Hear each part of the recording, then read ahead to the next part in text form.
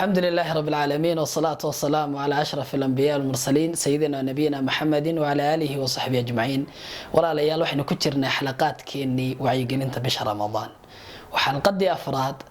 وحنا إن شاء الله تعالى ما انت وحير كتلمامي دونا صلاة التراويح دا إيا وحنا لقد بون حدينو نهيدات كي صومنا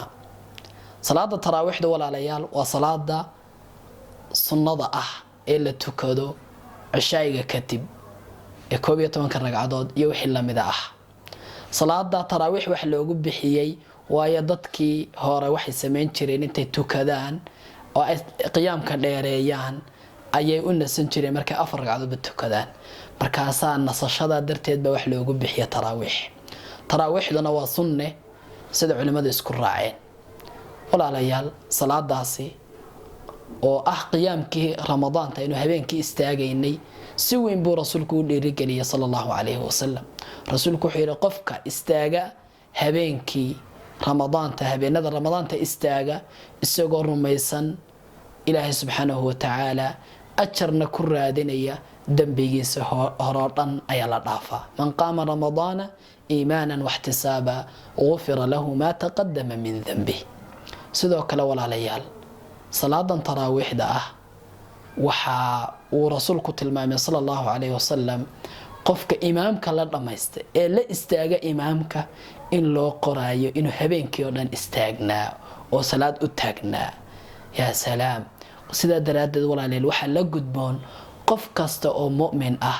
إنه وقت كقاطو إنه هبينك إلهي يسهر تاغو وإلهي سبحانه وتعالى وعباديستو قار أهم بشهر رمضان ويا بشهر رمضان فضل ديري أيو كهليا إيضاً أكسون هاي أجرك أولي هاي قفكو إنو إلهي أتاقنا ذا هبينكي وإلهي بددك مؤمنين تاكو أماني تتجافى جنوبهم عن المضاجع يدعون ربهم خوفا وطمعا ومما رزقناهم ينفقون وكوالين عوض أولوكا كالإرادي يقو إلهي سبحانه وتعالى أتاقا وقيام أتاقا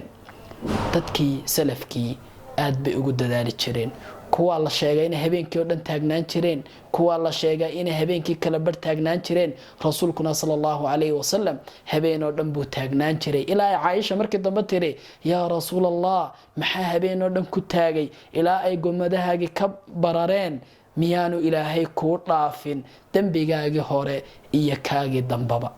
markaasuu rasuulku wuxuu ku leeyahay Aish miyaanan noqonin afala akunu abdan shakura adoon haduu ilaahay inta ii sameeyo dambi dhaafay kuma hadnaqa miyaanan noqonin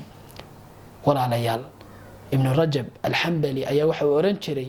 qofka mu'minka ee saa'imka laba jihaad iyo laba arimood ayaa laba dadaal ayaa u kulmay ramadaanta dadaalka waa maalintii oo uu sooman yahay oo ku jihaadayo oo ku dadaalayo soomka iyo dadaalka habeenkii oo uu ku dadaalayo qiyaamka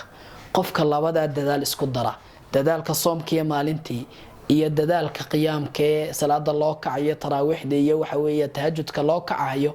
oo habeenkii uu ku dadaalo labada qofka dadaal la yimaada ilaahay waxa uu ku abaalinaya بغير حساب لآن بو أجر كيسا إلهي أصينيا goor hore kaale salaada oo waqti hore kaalay si aad qalbigaaga u soo diyaar garowdo macaanso quraanka la akhrinayo qalbigaaga waxa weeye bisha Ramadan uga faa'iiday inaad qiyaamka ku dadaashid hadaynu inta la nimaadna walaalayaal ajarka badan baynu helaynaa ilaahay subhanahu wa ta'ala waxaynu naga ka baryaynaa inuu naga dhigo kuwa ka faa'iideysta ee salaada taraawiixda waqti ku qaata oo ilaahay subhanahu wa ta'ala hortaaga oo ilaahay subhanahu wa ta'ala ka abaaliyo naarihiisana ay ku xoreeyay ilaahay weydiisanayna xalqada intaynu mid kale ku kulmi doono waxaan kaga tagayaa wassalaamu alaykum wa rahmatullahi wa barakaatuh